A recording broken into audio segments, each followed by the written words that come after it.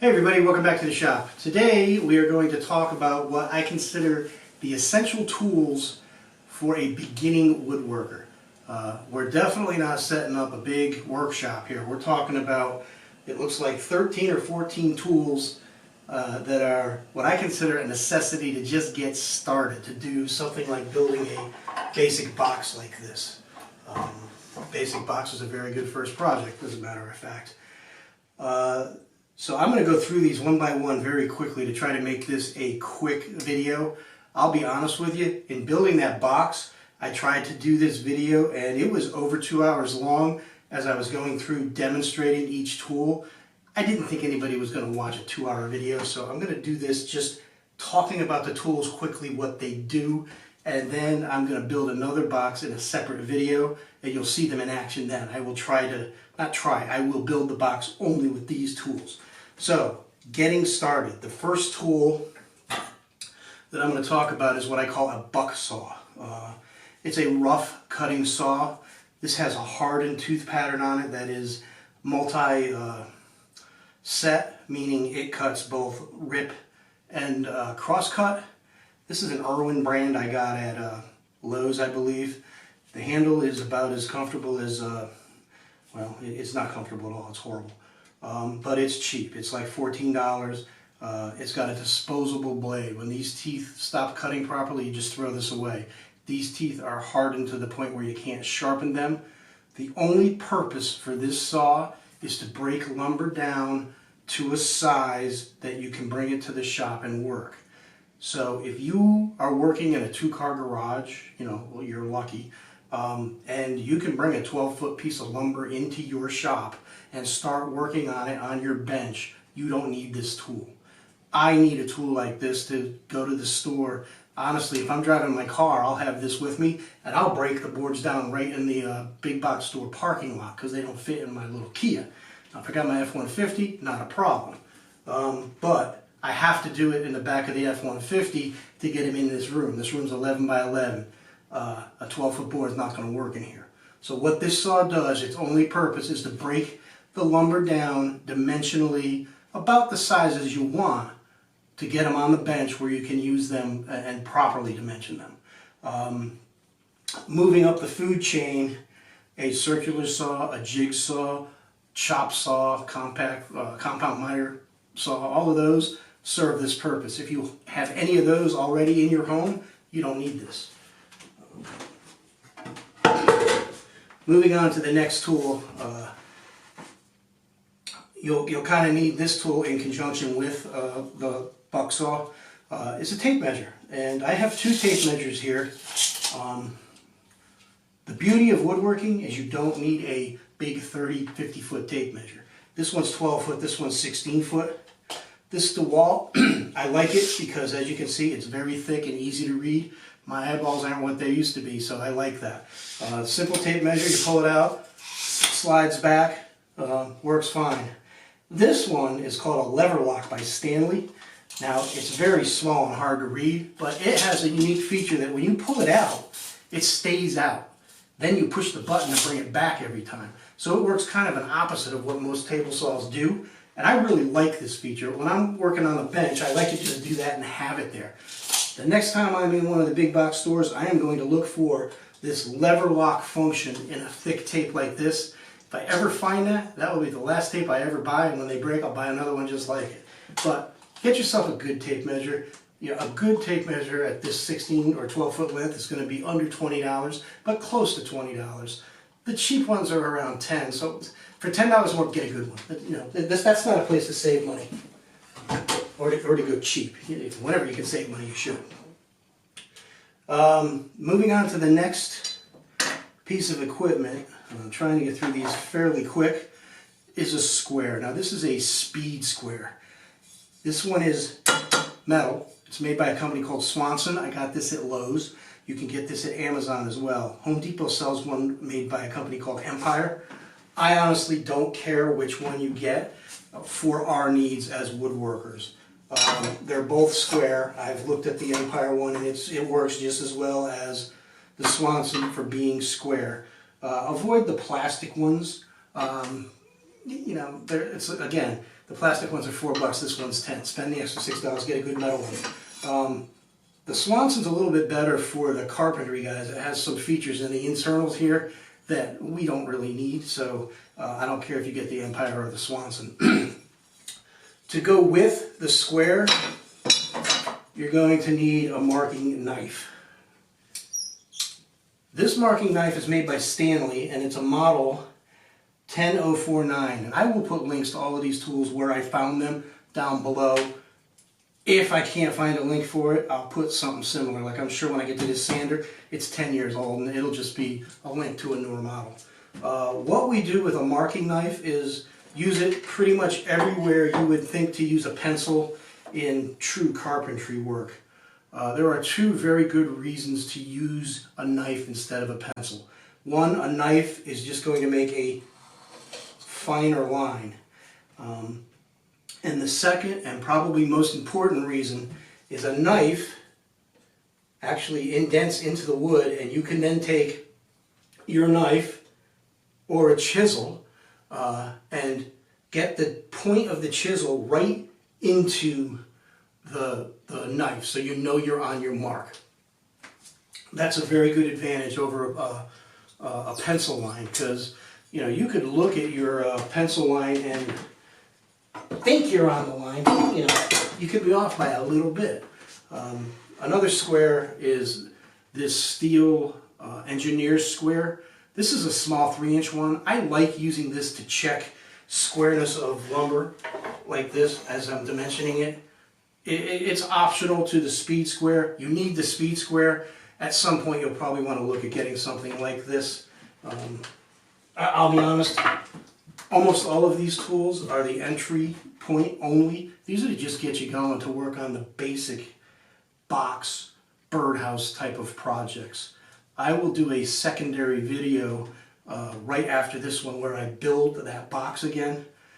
As I build it, when I think, oh, I'd rather reach for this tool than the one in the kit, I'm going to use the kit. But if I think I could use something else, I will make a note, and then I'll, at the end of that video, talk about the 5 or 6 other tools that are kind of optional. That engineer's square will show up there. So moving on, the next tool I'm listing 2 here. It's the back saw. This back saw here is made by Veritas. This is a very, very good tool. This is the crosscut saw. They make 2 sizes. This is the smaller of the 2. They also sell them in a kit.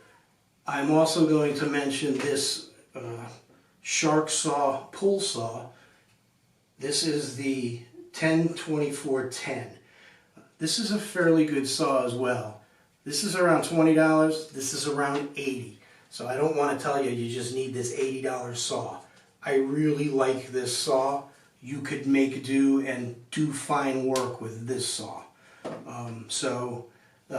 What we do with this is we cut our timber, our lumber down to almost exact sizes. When we get very close to the end, we use a couple of jigs. Actually, I'll show you the jigs now. I made 2 separate videos talking about these 2 jigs, and I'll link them here. This is a bench hook.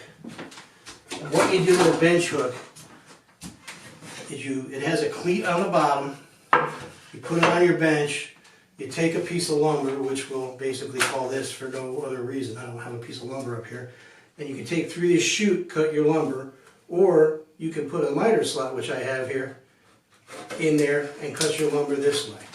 It's a more accurate way to make a cut with the lumber, but you don't cut at the line exactly. You always want to come just shy of the line so that you can use the next jig we're going to talk about. When I say next, don't get scared, this is the last jig we're going to talk about too. This is a shooting board. The reason you cut close to the line but not to it is, especially when you're starting out, it's very hard to cut a dead true straight line. There are tricks you can do to make that happen, and I'll show you some of them when I'm building the box. But in all fairness, I still struggle getting a dead straight line.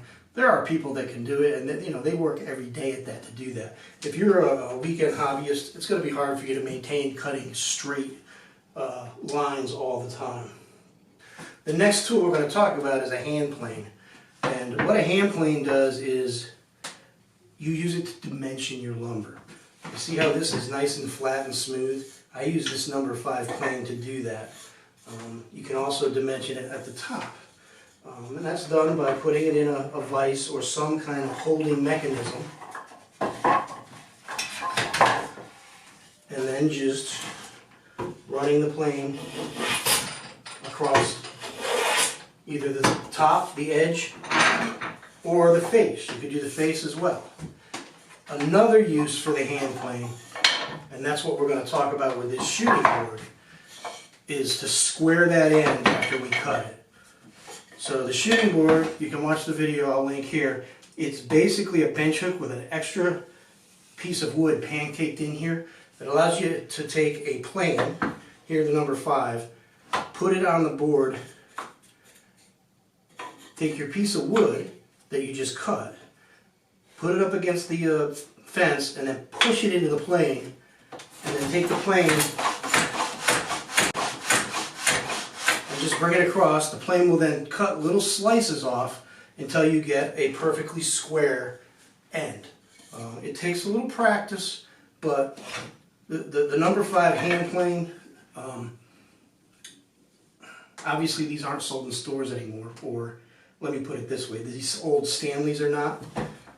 You can find, they probably made 1 billion of these things. I may be over-exaggerating at 1 billion, but there's probably hundreds of millions of them at flea markets, tag sales, garage sales, whatever you call them. You'll be able to find a number 5 or a number 4. Either one of them will work for you. And they're not that hard to get back into usable shape.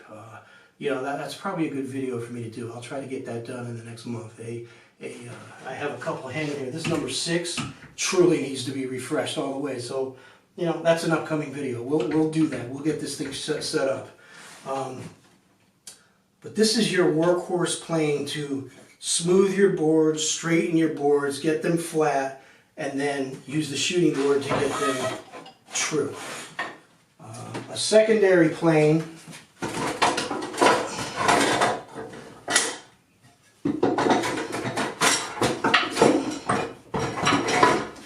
I'm throwing these all in the toolbox as I go. Another plane is a block plane. The block plane also can be used in the shooting board. You can see that one actually worked nicely there.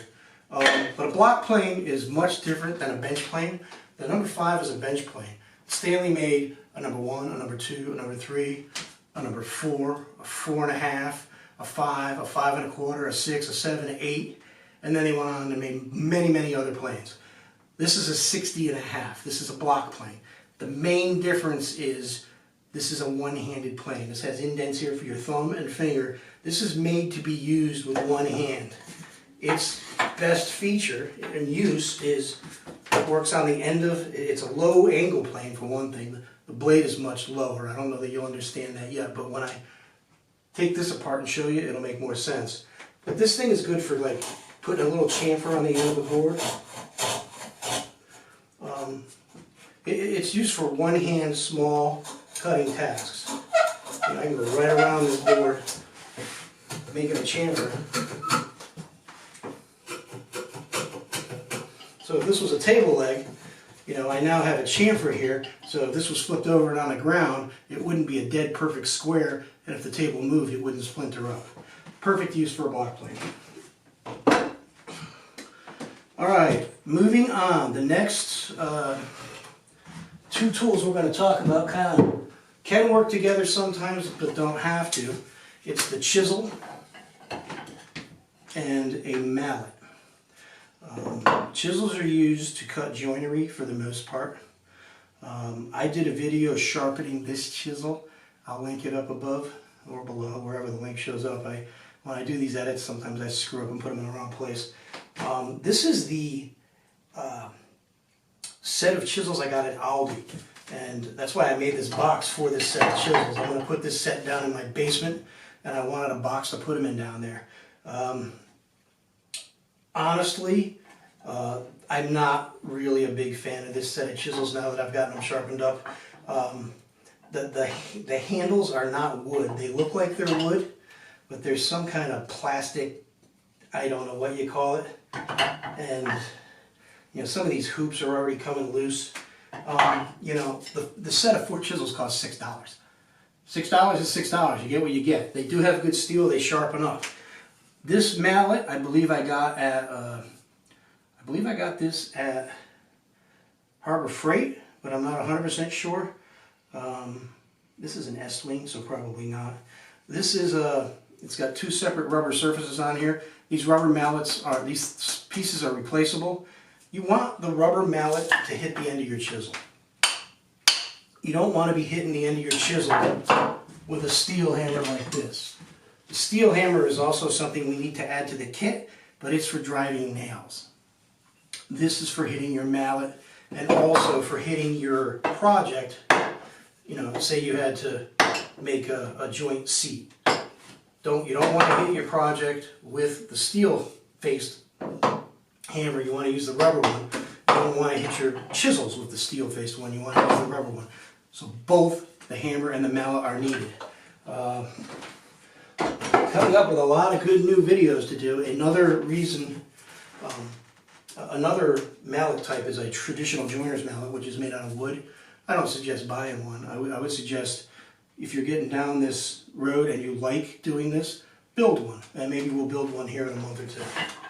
Alright, I'm just going to leave these here. Now moving on, the marking gauge is kind of a specialty tool. But in true woodworking, we want to be more exact than, you know, say traditional carpentry. What a marking gauge does is allows you to set any distance you want here, and then take the gauge and make a line true. And it goes around the corners, and then I can go up this side. So if I wanted this board to be that thickness, you can just see there that I have about a 1/16 of an inch that I have to take off of that board, which I could then do with my plane because I have a mark going all the way around it. It's a perfect use for a marking gauge. Once you learn how to use one, they're indispensable. Actually, once you learn how to use one, you'll buy another one and you'll leave them set to certain sizes, because if you're doing a project that has 2 different settings, you want to keep them set. They're a little expensive, but you can find them for $20. Again, I'll have links for everything below. Moving on, we do have a couple of tools here that that do require electricity. We're not totally hand tools here. A power drill. You can go many ways here. Now I know I did a video a month or so ago on Ryobi tools and why I like them. I like them mainly because I think they're very good tools for the cost. But that doesn't mean I only own Ryobi. I have this little set of Makita 10.8 volt drills. One of them is an impact driver. The other one is a true drill, which has a chuck on it. The caveat to this 10.8 volt is enough power to do most of your woodworking. If you don't have a drill, I would say go out and get yourself an 18 volt drill. But remember, you need a battery and a charger, so you're going to look at probably $75 to $200. They can get up in price. A caveat to something like this: if this is the only drill you have at home and you have it, it's good enough. Keep it and use it. Just remember, this particular kit does not have a normal drill chuck on either of them.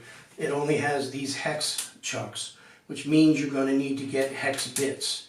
You're going to need to get a set of bits as well. You don't need a big set of bits, but you're going to need something like this that has, say, this one goes from 3/16 down to 1/16. That really is about all I need, and it has a little set of Phillips head and flathead bits to go with it, and a driver for it. That little set is probably going to get you through most of your woodworking needs. You might want to go a little bit bigger with the drill bits. Maybe 4/16 is a 1/4 inch. Maybe go from 1/16 to a 1/4 inch. But a drill, really, you only need one. This was a kit of 2. A kit with a A kit with an impact wrench or impact driver and drill is nice to have when you're building something that requires a lot of screws, because you could have a pilot hole in the drill, a drill bit doing pilot holes in a drill, and then come back with the impact driver with the screwdriver tip in there and drive the screw right behind it. You don't have to change them out. Another power tool is a random orbit sander. This one's been with me about 10 years. It works fine. It's got a cord on it. It's not battery operated. Back when I bought this, I was afraid that battery operated tools for a sander that runs constantly for, depending on the size of your project, could be hours. I just thought it was going to kill batteries. If I ever buy another one, I will get the Ryobi one that matches the set of all the Ryobi tools I have. The batteries are very good now, so if you're looking to get one, whatever brand tool you go with that random orbit sander as well, and you can share the batteries. Two more things. You're going to need clamps. Every woodworker at some time or another makes the joke you can never have enough clamps. That's a very true statement. When I did this box, I used 13 clamps in building that box, which sounds ridiculously overkill, but I did such a poor job, and I'll admit it. Through my videos, when I make mistakes, I'll show you. And when we talk about this box in the next video, I'll show you the mistakes I made in this one. I had to clamp the bejesus out of it to get it square. These are the Harbor Freight. These, I believe, are these are the 18-inch.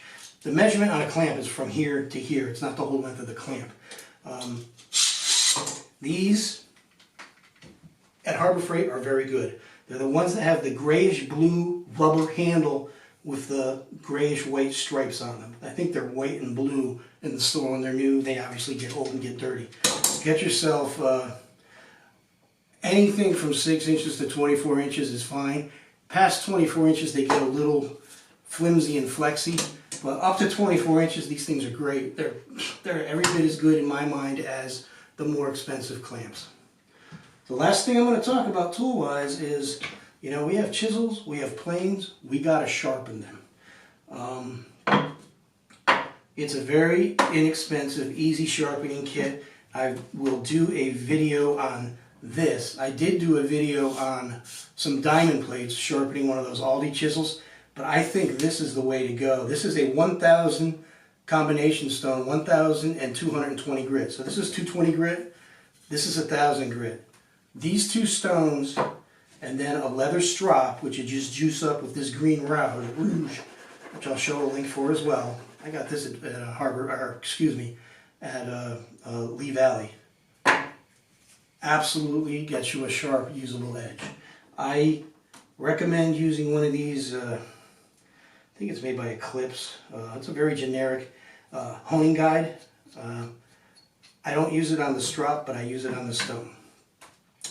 So that's the tools, that's the list. I believe it's 14 or 15. I don't think I have the sharpening listed here. So with the sharpening, it's 15 tools. You don't need all 15 to do the box. If you're going to want to do the box build following along with me, you're going to need at least the back saw. If you're in a small room like me and you go out and buy a 12-foot board and you have to break it down, you can use your back saw to break it down. So if you want to get started with just one saw, buy the back saw. You're going to definitely need a number 5 or number 4 plane, the saw, and a steel-faced hammer and some nails, because we're not even going to do joinery on this box. We're going to do it literally butt joints, hammer and nails. That's the way it was done for years, and a lot of those boxes held up forever. I'm trying to think if I'm missing anything there, but I think that's it. Oh, and your square and the marking knife. And last but not least, this isn't a tool, so you're going to need some glue. Good wood glue. Type Bond is good glue. They make this is Type Bond 2. It's perfectly good glue. You can get a smaller bottle. It's $3 or $4. Alright guys, that's the entire tool list. The one thing I'm going to talk about now for about 1 minute, and you'll see why here as I leave these things on the table. This isn't a proper workbench, and the one thing that frustrates most new woodworkers the most is holding the timber that you're trying to cut plane. You need a good solid surface. And you hear this? This is good and solid this way. What this is 4 2x4s.